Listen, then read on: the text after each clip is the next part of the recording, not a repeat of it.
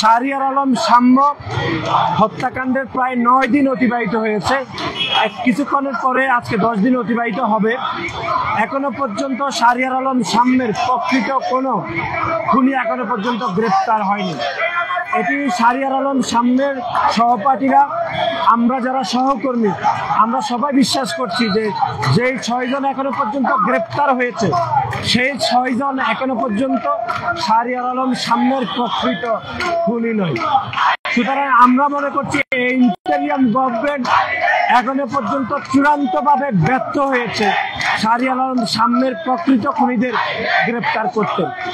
আমরা গণমাধ্যমে শুনেছি যে শাহরিয়ার আলম সাম্য যে স্থানে গ্রেপ্তার হয়েছে সেখানে সিসি ক্যামেরা অকেজা ছিল।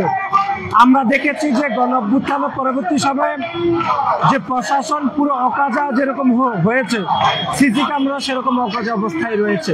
সেজন্য তারা কোনো ধরনের এভিডেন্স এখনো পর্যন্ত জোগাড় করতে পারেনি।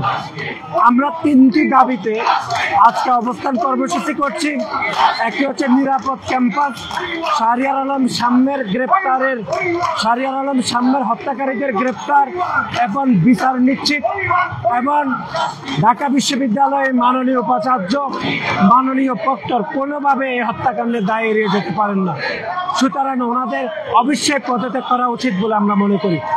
এবং অন্তর্বর্তীকালীন সরকার ঢাকা বিশ্ববিদ্যালয়ের প্রশাসনের বিষয়ে তাদের সুস্পষ্ট বক্তব্য পরিষ্কার করা উচিত বলে আমরা মনে করি। এবং আপনারা জানেন গত 9 মাসে বাংলাদেশ জাতীয়তাবাদী ছাত্র দলের 2 জন নেতাকর্মী একই কায়দায় হত্যাকাণ্ডের শিকার হতে হয়েছে। আমরা বেসরকারি বিশ্ববিদ্যালয়ের পারভেজ হত্যাকাণ্ড এবং ঢাকা বিশ্ববিদ্যালয়ে সাম্য হত্যাকাণ্ড ঠিক একই কায়দায় আমরা দেখেছি যে ছুরিকাঘাত করে তাদেরকে হত্যা করেছে। সুতরাং বাংলাদেশ জাতীয়তাবাদী ছাত্র দল মনে করছে যে শাহরিয়ার আলম সাম্য হত্যা করেছে, কারা হত্যা করেছে, সেজন্য আমরা আজকে অবস্থান কর্মসূচি পালন করছি। এটি বিকাল 5টা পর্যন্ত চলবে। এর মধ্যে যদি সরকার অবস্থান ব্যাখ্যা না করে তাহলে আমরা পরবর্তী কর্মসূচি গ্রহণ করব।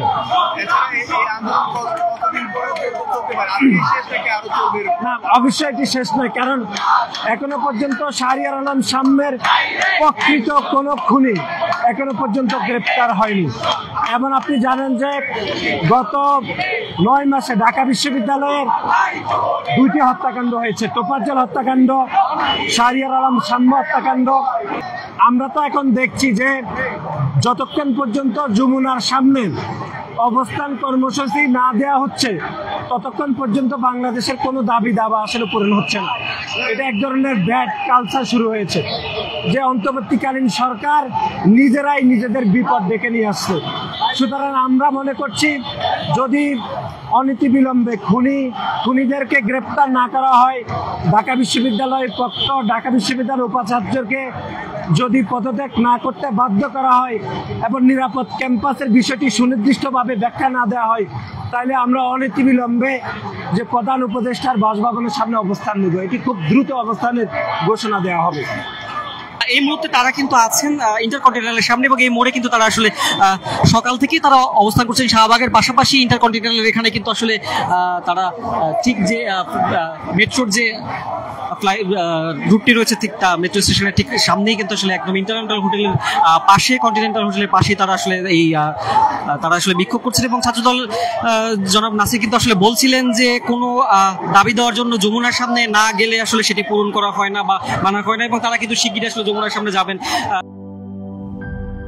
লিলি হালাল বিউটি সোপ, বিএসটিআই কর্তৃক সনদপ্রাপ্ত দেশের প্রথম হালাল বিউটি সোপ, দীপ্তিময় উজ্জ্বল ত্বকের জন্য।